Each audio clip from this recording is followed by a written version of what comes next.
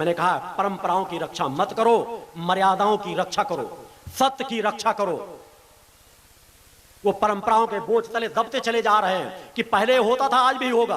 अगर हमारे पूर्वजों के पास कुछ संसाधन नहीं थे खाने पीने की चीजें, वो जंगलों में रह रहा था, अगर शिकार करके वो मांस खाते थे तो आज भी हम मांस ही खाते रहेंगे, हमारे पूर्वज खाते थे।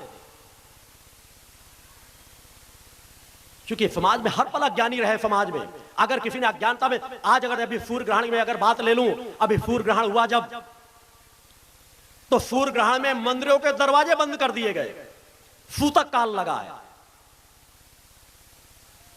क्या तुम्हारे भगवान इतने कमजोर हो गए कि जो सृष्टि के रचयिता मानते हो जिन्हें, उन्हीं की रचना अगर मान लोगे सूर्य है चंद्रमा है, तो उनमें ग्रहण लग गया तो वो उनको सूतक काल में अगर मंदिर के पट खोल दिए जाएंगे तो उनकी मूर्तियों पर प्रभाव पड़ जाएगा। अगर तुम्हारे भगवान इतने कमजोर हो तो समाज को क्या देंगे? इनसे थोड़ा सा अलग हटो। सूर्य ग्रहण चंद्र ग्रहण का प्रभाव समाज में पड़ता है, मगर प्रकृति का चक्र है, यह चक्र सतत आएगा। उस पर ऐसा नहीं हो रहा कि वहां कोई अहित हुआ जा रहा है। इनकी किरणों का प्रभाव समाज में पड़ता है। उनके क्षणों पर हम साधनात्मक जीवन जीते, हमको और लाभ मिलता है। मन को एकाग्र करें उन क्षणों पर। कोई कहता है कि भोजन नहीं करना चाहिए, भोजन कर लोगे तो आप अपराध कर लोगे। अरे तो चिंतन मात्र इसलिए दिया गया था कि सुई में धागा मत डालो, सिलाई का कार्य न मत करो, क्योंकि जब ग्रहण पड़ेगा तो अंधेला हो जाता है, यह भाव था। तो खाना खाओगे कीड़े मकोड़े ना, क्योंकि तब ये रोशनी नहीं थी, लाइटें नहीं थी, आपको लैंप नहीं थे, मिट्टी के तेल का उपयोग नहीं था।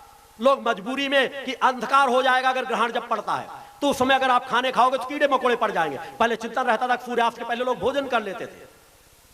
उन क्षणों पर अगर सुई में धागा डालोगे या सिलाई का काम करोगे तो सिलाई गलत हो जाएगी। ये छोटी छोटी जो भ्रांतियां थी, वो भ्रांतियां आज भी चलती चली आ रही हैं। सूर्य ग्रहण की रोशनी का अगर आप खुले मैदान में रहोगे, आंखों से देखोगे तो आंखों के लिए नुकसानदायक होगा। ग्रहों में के समय उस समय एक असंतुलन का भाव आता है, क्योंकि आप जब स्वाभाविक रूटीन में ढले रहते हो तो पशु में भी असंतुलन आता है। तो वह असंतुलन हमारे शरीर में ना आए, इसलिए हमें धर्म कर्म के कार्य अवश्य करना चाहिए।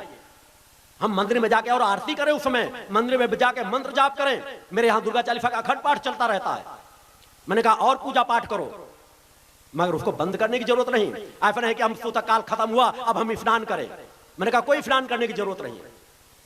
आपने सुबह स्नान कर लिया, सायंकाल आप अगर पूजन समय स्नान करते हो तो ग्रहण पड़ा, उसे आपके शरीर दूषित नहीं हो गया।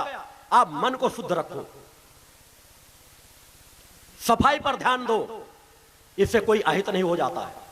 दान दक्षिणा का भाव पहले इसलिए रखा गया था कि जो व्यक्ति कोई धर्म कर्म का ज्ञान जानता नहीं था, कोई पूजा पाठ नहीं करता, किसी के मंदिर घरों में एक तस्वीर नहीं टंगी रहती थी, कोई 2 अगरबत्ती नहीं लगाता था, तो साधु संतों सन्यासियों ने कहा कि भाई अगर बाकी समय कुछ नहीं करते हो तो जब ग्रहण पड़ रहा है उस समय दान दक्षिणा कर दो, उस समय धार्मिक स्थानों में चले जाओ, स्नान कर लो जाकर के, कि कम से कम एक दिन तो निकालो।